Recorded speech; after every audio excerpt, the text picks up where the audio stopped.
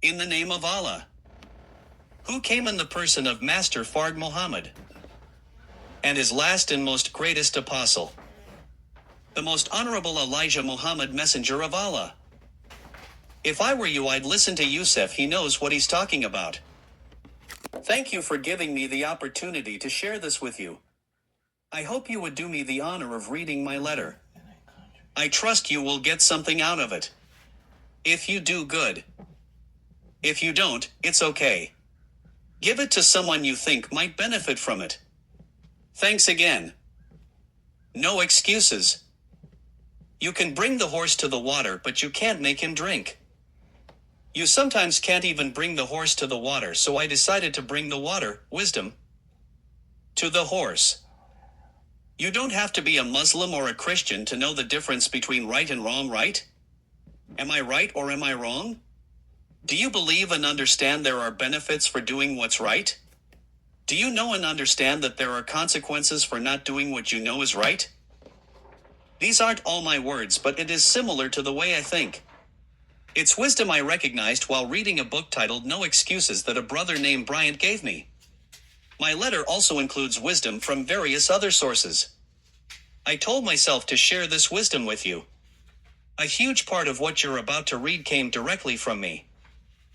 I may not be your best example financially or materialistically, but I can beyond a shadow of a doubt be an example for you mentally and morally. Possessing values like these make me richer than the rich man. Someday I'll read that book. Someday I'll start that exercise program. Someday I'll work on improving my health. Someday I'll upgrade my skills and earn more money. One day I'll get my finances under control and get out of debt. Someday I'll do all those things that I know I need to do to achieve my goals someday. They have come down with the disease of excusitis, which is fatal to success. Escuitis. They all have good intentions, but as everyone knows, the road to hell is paved with good intentions. No more excuses. Do it or don't do it, but don't make excuses. Stop using your incredible brain to think up elaborate rationalizations and justifications for not taking action. Do something. Do anything. Get on with it. Repeat to yourself, it's up to me. Losers make excuses, winners make progress. Now, how can you tell if your favorite excuse is valid or not? It's simple.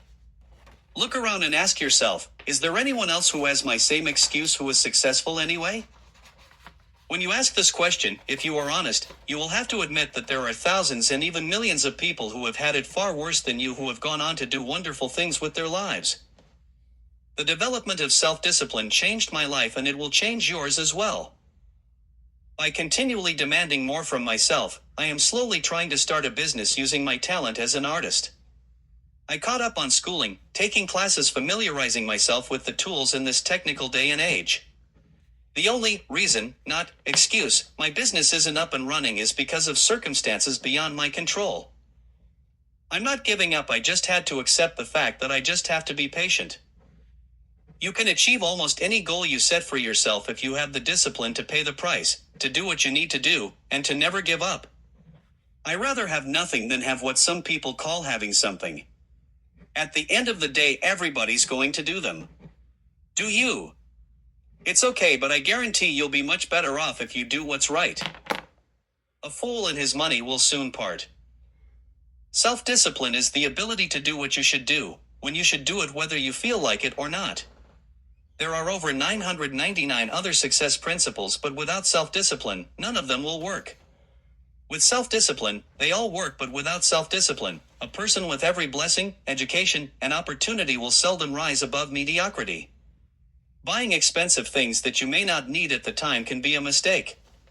There's definitely other things that you need to spend your money on first, and anything else is second. There's mandatory things you need in your life every day, and that's where your money should be spent first. Those things are end necessities. Food, clothing, and shelter are necessities, everything else are extras. And always remember to live within your means. If an opportunity presents itself for you to make more money with your money, take advantage of it. The path of least resistance. The path of least resistance is what causes people to take the easy way in almost every situation. They seek shortcuts to everything. They arrive at work at the last minute. They look for get-rich-quick schemes and easy money.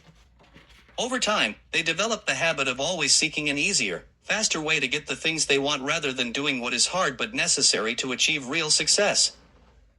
Set high standards. Set high standards for your personal self. You need to concentrate on the most important things you could possibly be doing every hour of every day rather than getting sidetracked by low-value tasks and activities. Think about how much time we spend on social networks. How many hours do we spend on Instagram and Facebook? It's okay if you're exercising self-control, but these networks are psychologically addictive. There are some people who cannot go a day without visiting one of them. Get over the mistakes your parents made. Your mother or father may not have had a mother or a father in their lives. Their mother or a father may not have been a good role model for them. Your mother or father may not have had a brother or a sister, an aunt or an uncle, or none of the above who they could sit down and talk to when they needed help. What about you? Hold yourself responsible to a higher standard than anyone else expects of you. Never excuse yourself. Never pity yourself. There are lots of people who didn't have a mother or a father influence and grew up just fine. It was hard for black parents 75 to 100 years ago. But our parents didn't do that bad. Nowadays it's not easy for black parents either, but we have it 10 times easier. Daycare centers, after-school programs, modern technology, job opportunities, health benefits, and being able to get around so much easier. I have heard elderly people describing us as being lazy. Don't let the tragic event that took place in your life be an excuse or reason you live a negative way of life. That's nothing short of a sorry excuse. Accept responsibility.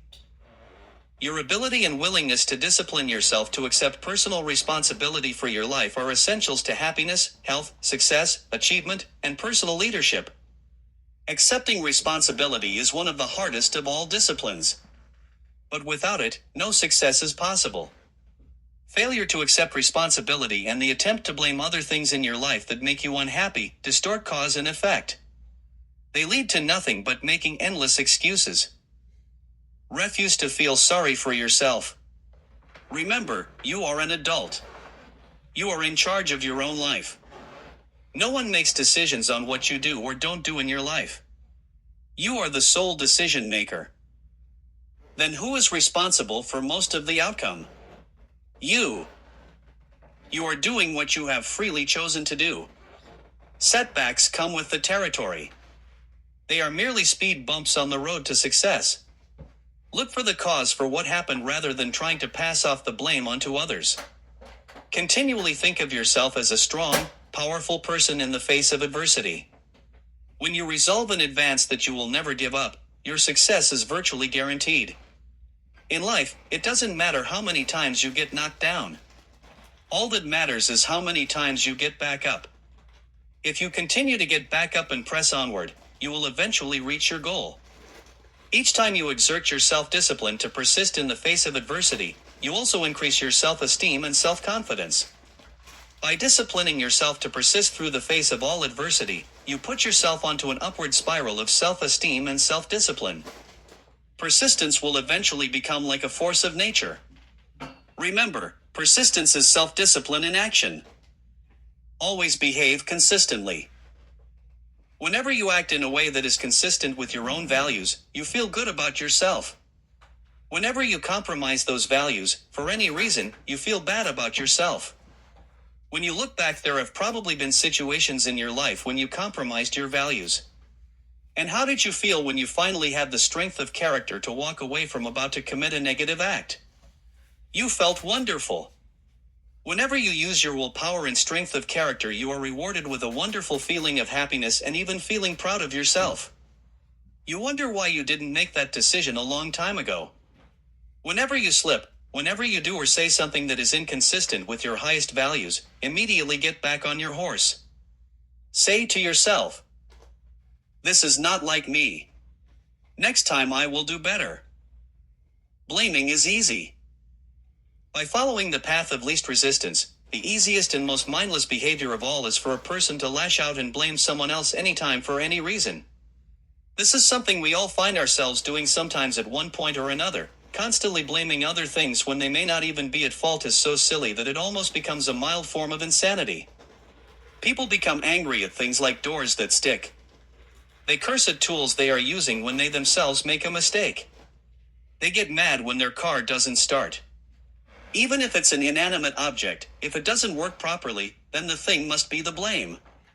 People will often kick a car that they are mad at or a box they tripped over. Never complain, never explain. The mark of the leader, the truly superior person, is that he or she accepts complete responsibility for the situation. It's not possible to imagine a true leader who whines and complains rather than taking action when problems and difficulties arrive. This sense of responsibility is the mark of the highly developed personality. You take responsibility for your life by resolving, in advance, that you will not be upset or angry over something that you cannot affect or change. Just as you do not become angry about the weather, you do not become angry of circumstances and situations over which you have no control. Furthermore, you especially do not allow yourself to be angry and unhappy in the present because of unhappy experiences or situations from the past. You say, what cannot be cured must be endured. Self-discipline and persistence. There is a direct link between self-discipline and self-esteem. Each time you discipline yourself to do what you should, when you should do it, whether you feel like it or not, your self-esteem increases. Persistence is its own reward. Every time you force yourself to persist during a task, whether it is large or small, you feel happier and better about yourself. The primary difference between winners and losers in life is simple. Winners never quit and quitters never win. You suddenly face a major setback, problem, temporary failure, or even a complete disaster. When this happens, remind yourself that this is the testing time. This is when you demonstrate what you are really made of. This is when you show yourself and others the strength of your true character.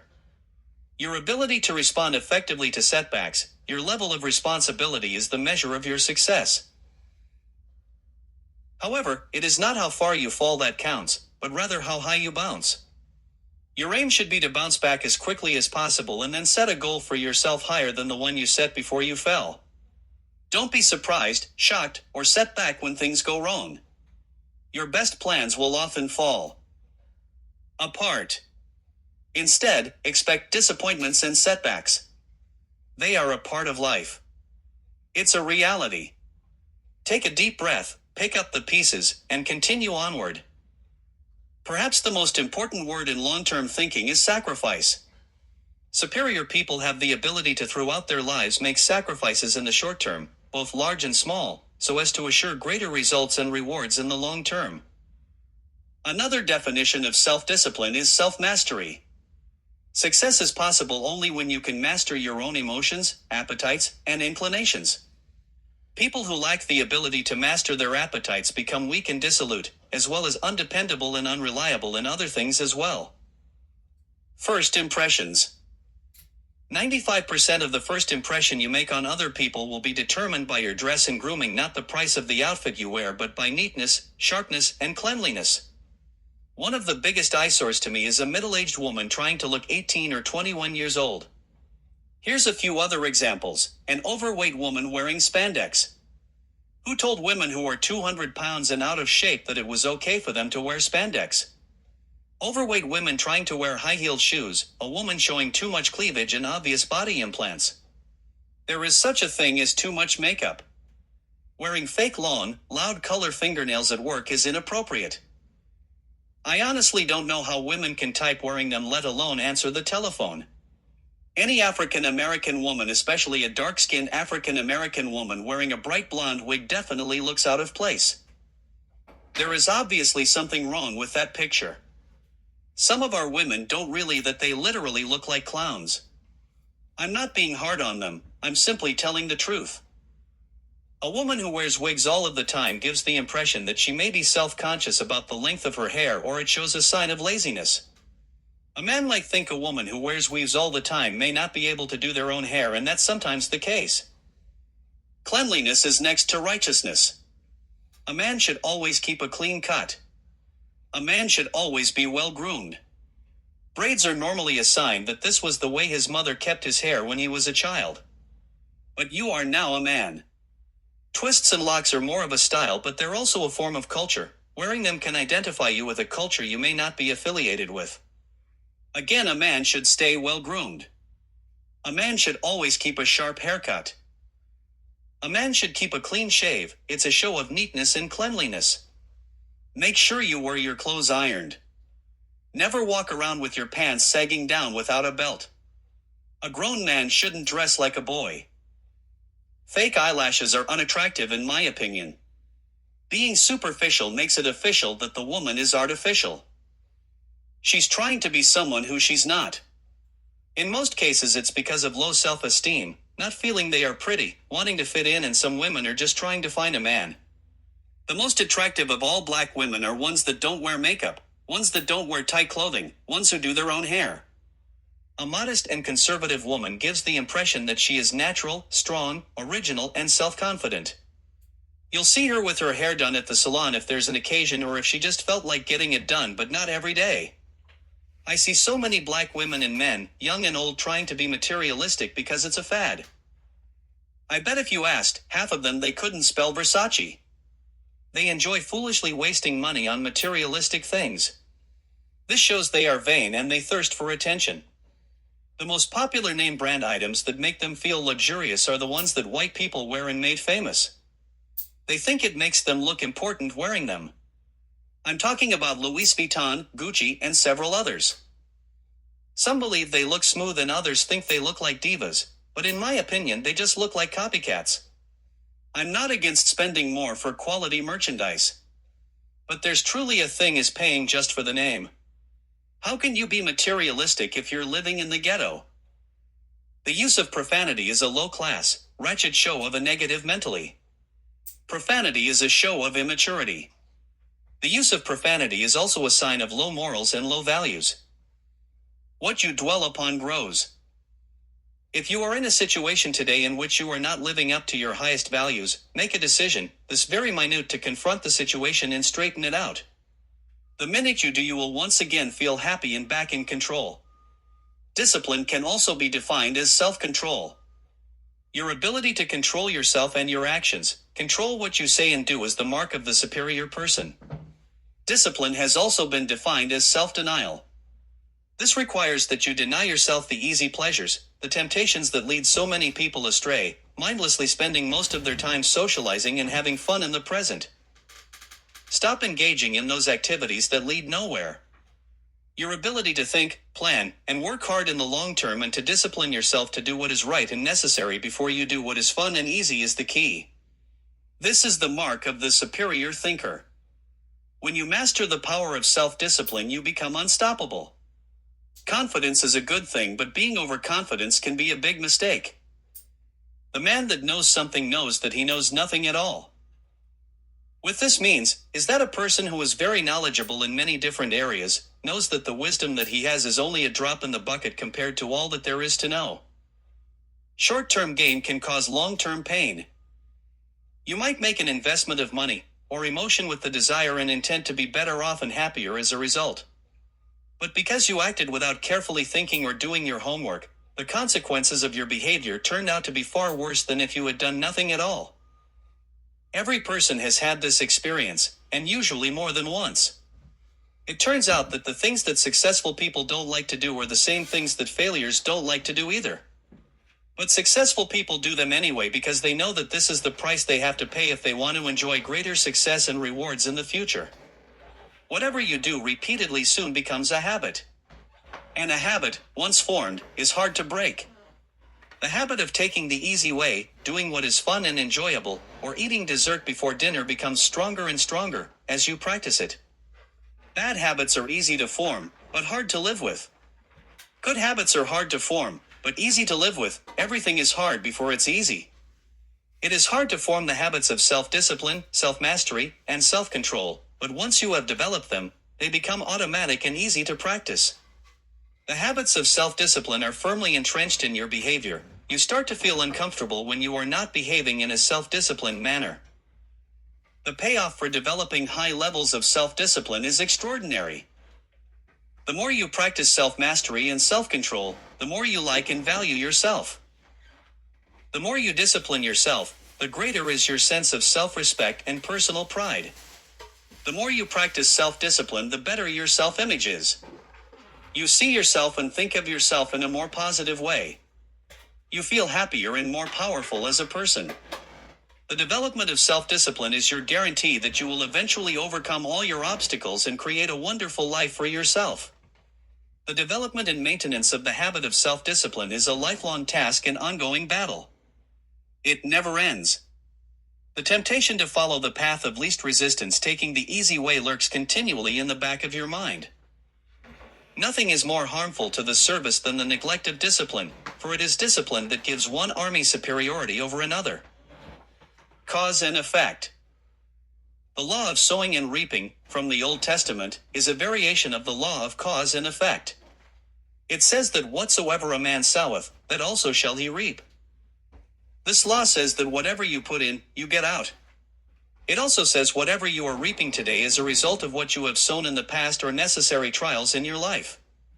What goes around comes around. One of the most important requirements for success is willingness.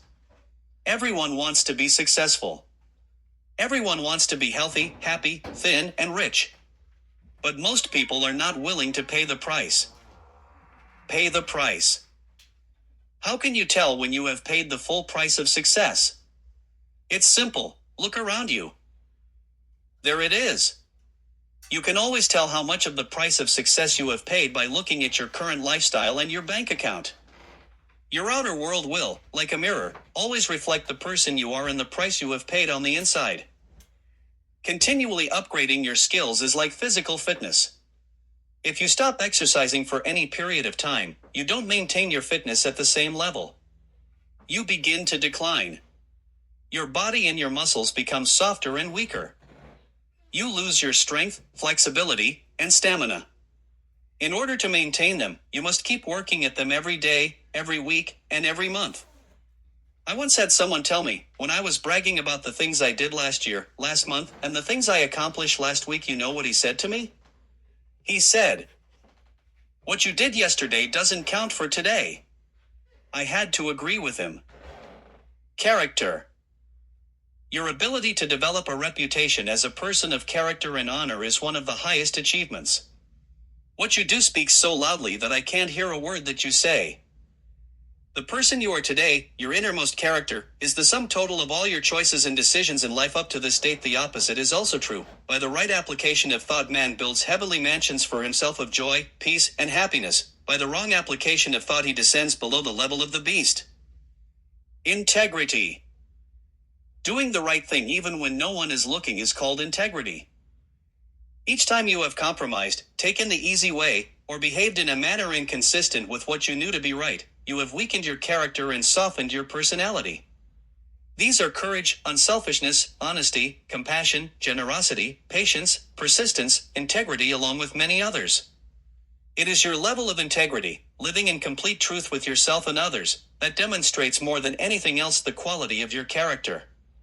In a way, integrity is actually the value that guarantees all the other values. When your level of integrity is higher, you are more honest with yourself and more likely to live consistently with all the other values that you admire and respect.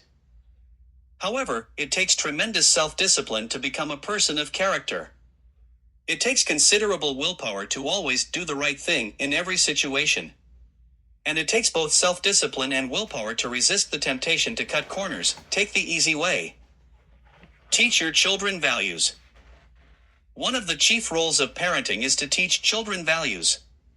This requires patient instructions. Don't talk but lead by example. Once is never enough. The value and the importance of living by that value must be explained.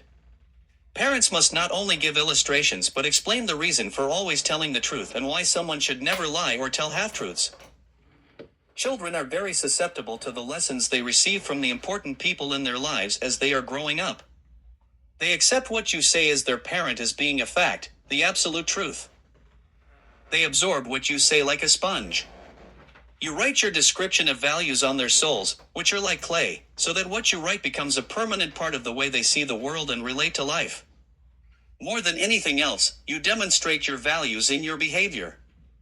Your children watch you and strive to emulate the values that you not only teach and preach, but also practice. And they are always watching. It's not good for a woman to put her hands on a man, and a man should never put his hands on a woman, especially in the eyesight of a child. You should stop calling your children kids. A kid is a goat. I recently visited a farm and I didn't hear the farmer calling the goats and sheep children. We showed me one of the goats and he didn't say, "Look at my child." The farmer said, "Look at my kid." He said the young goat was a kid. When we visited the sheep, there were a few baby sheep in the barn. The farmer told me they were lamb. A kid is the name for a baby goat. A young lamb is another name for sheep, which both are animals. A relationship with violence can be toxic. Set a good example for a child if you're in a relationship. A woman knows she's wrong for putting her hands on a man. The equal and opposite is also true. A man is wrong for putting his hands on a woman. If a man put his hands on a woman, he is no longer a man. A woman is wrong for talking down to a man. The equal and opposite is also true. A man is wrong for talking down to a woman. If a man puts his hands on a woman once, he will do it again. If this happens, get out of the relationship as soon as you can, period. If a child sees it happen to his mother or his father, it can be one of the most horrific and painful thing he'll ever experience in his life, and it will stick with him for the rest of his life. You're giving the child impression that this is all right to behave this way, when him and his spouse get angry with one another. If this happens often, the boy will see his male role model have his manhood taken by his female spouse. That will weaken the boy's manhood, making him a candidate for letting his spouse do the same to him when he grows up. That will make him a candidate for becoming a homosexual, and it can make a young girl think it's okay for a man to put his hands on a woman, making her a candidate for being the victim in a domestic violent relationship. Respect. Everyone and everything deserve a certain amount of respect, whether big or small. A bum on the street deserves a certain amount of respect. Always show your parents respect. Give everybody their due respect. Respecting something is appreciating the value of it. It starts with self. Do you have respect for yourself? A woman that wears clothes that exposes a large percentage of her body doesn't have a large amount of respect for herself. Respect others and you will gain respect from others. Always show respect during interactions with others. Saying please and thank you shows you are a person with respect and you display good manners. When your children hear you use these polite words during conversation, they repeat them and learn to understand and appreciate them. They include things such as, gentlemen always opening doors for ladies and men giving up their seats for women, children, or the elderly.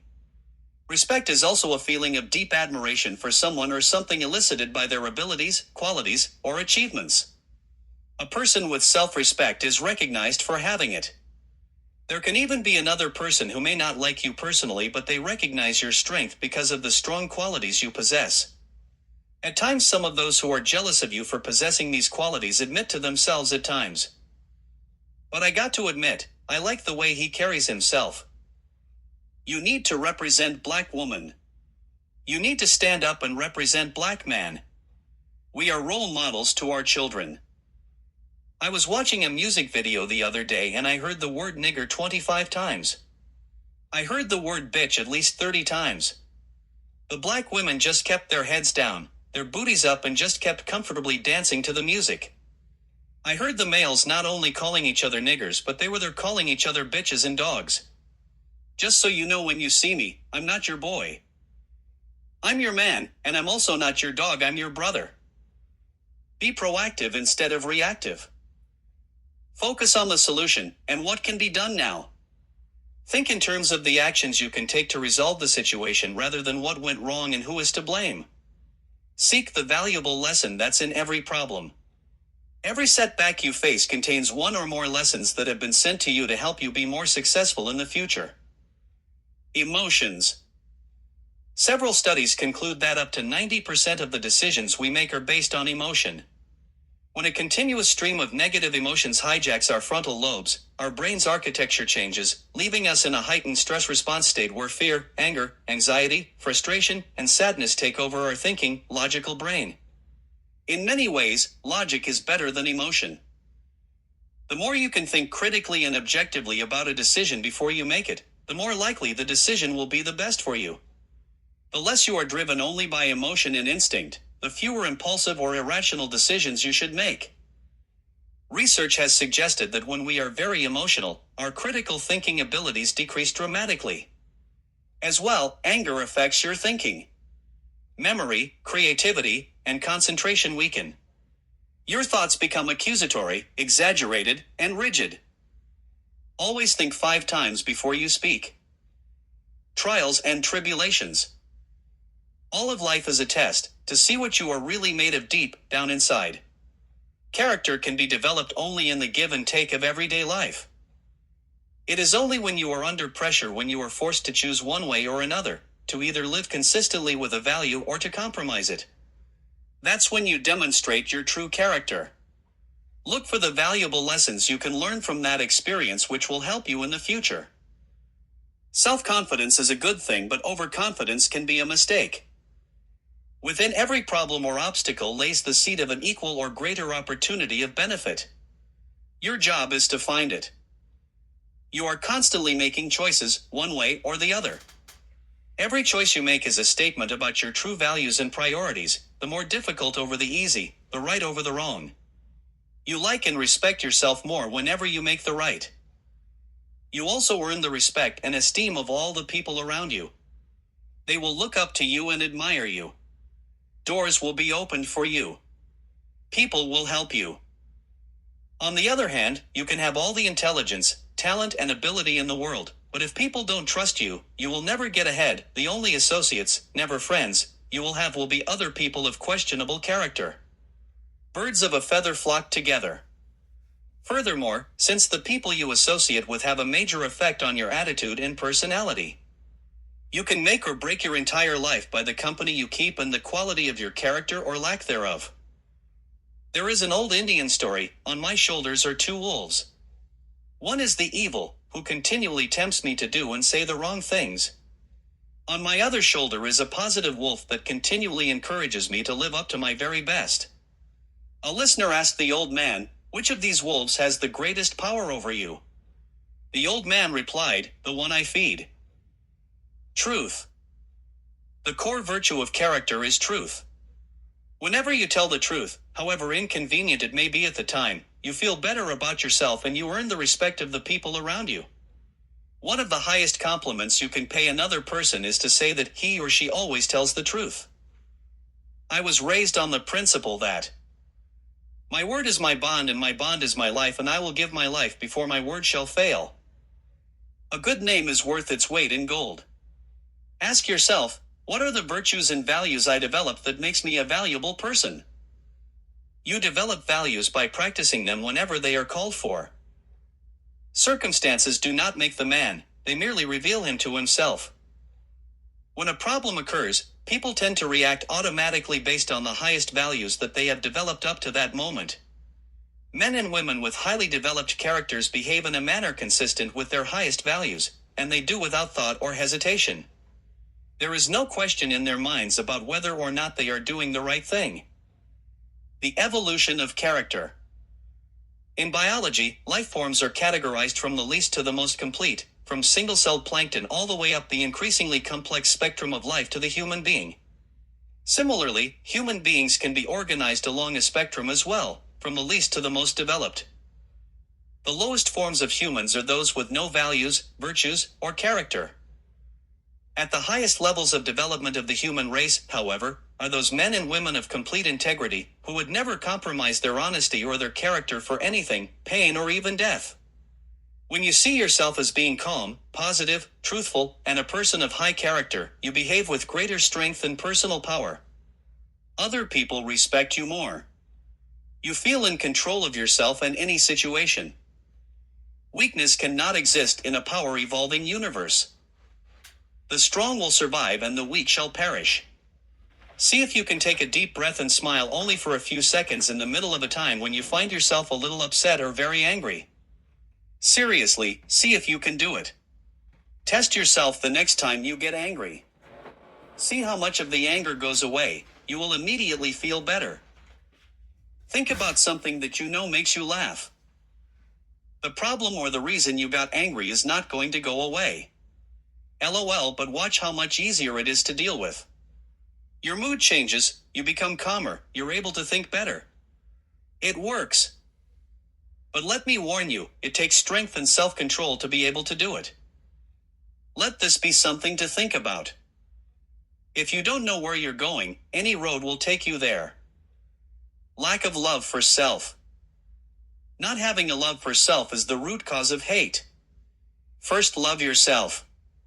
Disunity, disagreement, quarreling, betraying, stool pigeons and fighting and killing one another all stems from lack of love for self. How can you be loved if you have no love for self and your own nation? And dislike being a member of your own, then what nation will trust your love and membership? I love everybody. This cannot be true. Love for self comes first. The one says he loves everybody is the one who does not love anyone at all. Love thy neighbor. One shouldn't love someone who he is unfamiliar with and doesn't know who he or she is. Your neighbor can be your enemy. Some believe you should love your enemy. They were taught this foolishness in the Bible, after a doer of evil made changes to it. Matthew CHP.5 verses 544 But what I say unto you, love you enemies, bless them that curse you, do good to them that hate you, pray for them that despitefully use you, and persecute you. What if your enemy doesn't love you or even wishes to do you harm? It just doesn't make sense. It's so important to not contaminate fact with fiction. This was the way to keep the Negro in a slave mentality towards his master. Having the slave thinking like that helped the master stay safe from his once black physical slave on the plantation. Remember, the first lessons in reading and writing were introduced to the slave by his master was from the Bible. This way of thinking was to help make the Negro think that being treated like trash wasn't all that bad and he should pray for his slave master. If America got hit with a rocket from another country, do you think America is going to turn the other cheek? The first law of nature is self-preservation. You have the right to defend yourself if anyone chooses to do you harm. The Bible is a great book, it is a holy book, but I warn you, it's like playing with rattlesnake poison if you don't understand it.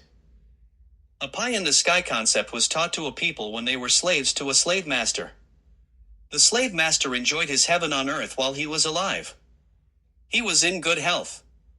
He had a wife and children, good friends, he was rich. He had a luxurious home, expensive cars, and he owned his own land. His slave was poor and always hungry. He told his slave, "Don't worry about you not enjoying your heaven like me. You will receive yours after you die." The King's Version of the Bible, after it has been tampered with, says, Deuteronomy 20 verse 4.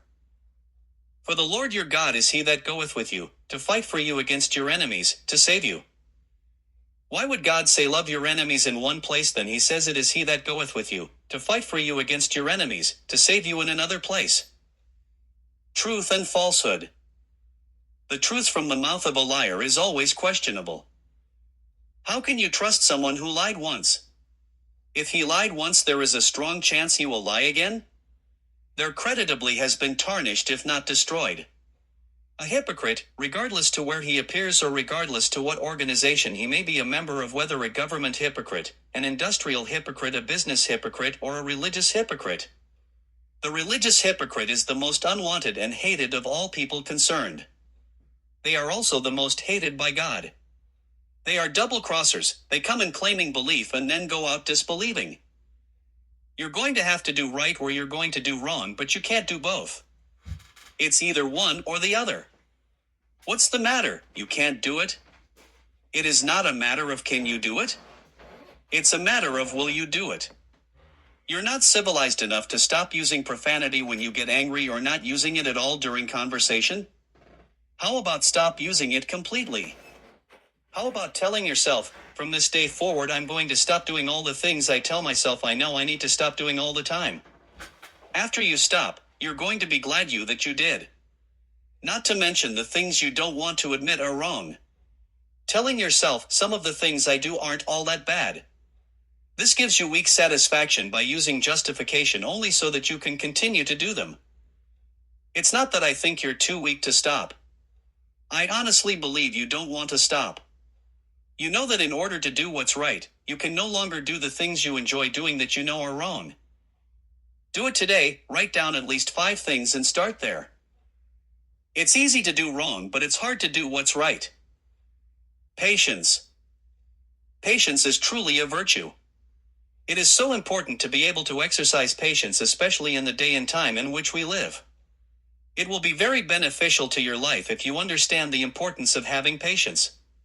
Patience is the 99th attribute of Allah.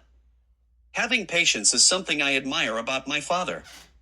Allah is with the patient. When you're faced with a problem, having patience will make it much easier to deal with it. Some problems would not have become problems if you had exercised patience. Bruce Lee once said, "Patience is not passive, it is also a strength." You and someone may be both trying to prove a point at the same time. Be patient and let the other person make their point first, then you make yours when they're done. What's the rush? This prevents possibly getting into an argument. When you force things, you can defeat your purpose. Sometimes things don't happen exactly when we would like for them to have, but that's when you have to exercise patience. There is no excuse for homosexuality. We live in a country where negativity is far and wide. The rulers of this country make negativity fair seeming. In this day and time, a man can become a woman and a woman can become a man. This can literally be done physically, mentally, and also spiritually. Then the both of them can go to a Christian church before a Christian pastor and become husband and wife, and they can both go and legally adopt a young male child. LGBT is perverted filth. Homosexuality is against the law of nature. If every man wanted to be with another man and if every woman wanted to be with another woman, life would cease to exist. In the Holy Bible it says in Leviticus chp.20 verses 13, "If a man also lies with mankind as he lieth with a woman, both of them have committed an abomination, they shall be surely put to death, their blood is upon them." It reads in the Holy Quran, the Prophet Muhammad says, "If you find anyone doing as Lot's people did, kill the one who does it, and the one whom it is done." 38:44-47. That was the way that the people lived in Sodom and Gomorrah, a real place that existed here on earth several years in the past. It is not a religious story. It is man's history. Man records so that he learn from his mistakes and accomplishments. Remember, you must study the past to understand the present, and this will help you prepare for the future. Accountability. You possess the knowledge and the ability to do what's right in any and every situation with no exceptions and no excuses. The issue is, will you, or won't you? If it's in you, then you will, and if it's not, you won't. You are obligated to do what you know is right, and there are serious consequences for not doing what you know is right. You can even cause harm to yourself or someone else by your poor execution of thought. And for all of you who say you are believers in righteousness and doing what's right, do you think you would be left saying you believe without being tried? Sincerely, Youssef.